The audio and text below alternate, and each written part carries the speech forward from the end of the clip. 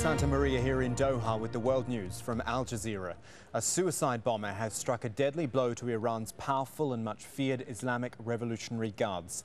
At least 30 people were killed in Sistan-Baluchistan region, including 6 senior commanders. The United States is denying Iranian claims it was involved. Our Tehran correspondent Nazanin Mashiri says Iran's government is insistent on blaming foreign forces. Iran's Revolutionary Guards have gone even further in their accusations.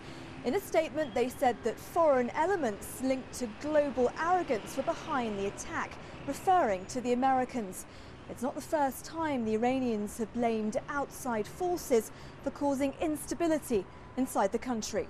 Both the Pakistani army and Taliban fighters are claiming success in South Waziristan.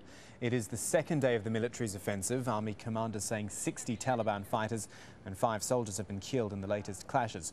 The Taliban says it's also inflicted losses, but are not detailing how many.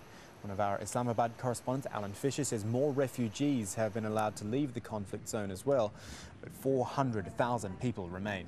The United Nations say and the World Food Programme say they've enough to feed up to 250,000 refugees if they come out of there. Of course, if this goes on for longer and people aren't fed, they aren't clothed, they aren't given cover, winter's coming here, then that will become a public relations disaster for the army and for the government. They say this is an 8-week operation and really they've got to try and fit it in within that timescale.